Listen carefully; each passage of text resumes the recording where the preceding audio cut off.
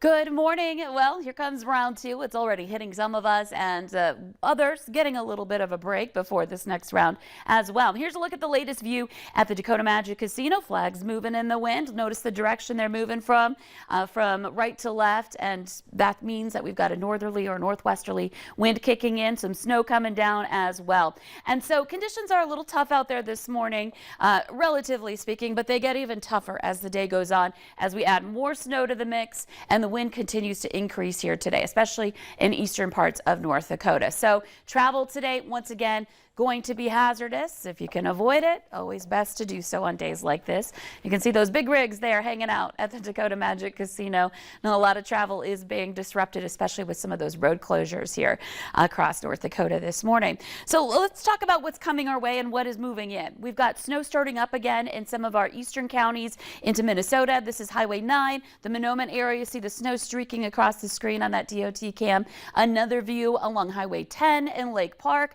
More snow streaking across our view, and this is kind of that leading line of this huge area of snow that's pushing in from the east. And this is why we have that extension of our winter storm warning, why we are adding another first alert weather day, because this is going to be with us for a while, the next burst of snow and the wind that'll be increasing with it too. So let's zoom in here. We've got areas of snow, a few scattered areas of light snow, even a little drizzle over by Fergus Falls. That's ahead of this line, but the main leading part of this, I would say, is moving into that Highway 59 corridor. We just saw you or showed you the Mahnomen area along Highway 59. You can see that snow moving in right now. So Mahnomen County back up through eastern Polk and into Pennington and Red Lake counties and north from there, and then also into Becker County, a snowy drive along Highway 34 and again along Highway 59 there, and then pushing west as we go through time. So you can see our visibilities are a lot lower in general over to the east. We're down to a mile in Baudette and Bemidji,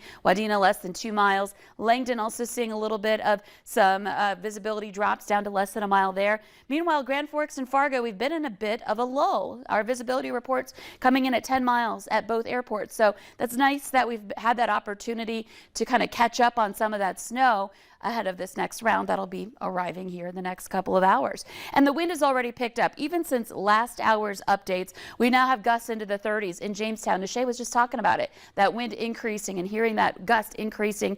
Now seeing those gusts reported in the 30s at the airport, and in Oaks as well. Fargo, a gust to 28 miles per hour, and that will only, again, increase through the day. Temperatures are in the upper 20s to some low 30s. We hold at this range for a little while this morning, but the overall trend will be for those numbers to kind of slide as that colder air is now moving in out of the north. That north wind bringing in that chillier air on the backside of this low as the low itself starts to progress eastward.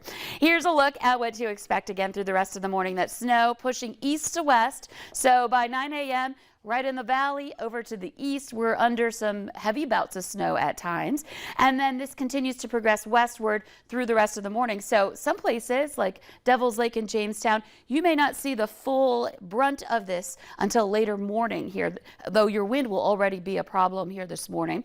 And then you can see by noon, lots of areas covered in snow. Afternoon, this continues to roll eastward. The wind stays strong. We're looking at gusts in the heart of the valley around 30 miles per hour or above. And then farther west, they're even stronger into the 40s for those areas. So that's where some of our toughest visibility, I think, will be in the valley as we head into tonight. Snow will be ending over to the east. We're looking at conditions, I should say the heavy snow. We'll still have these areas of isolated to scattered snow showers affecting us into tonight. And here we go into tomorrow morning. And notice our temperatures heading into tomorrow morning. They're in this just kind of general downward trend. So we'll be starting our day tomorrow teens and 20s rather than where we've been holding in the low 30s recently.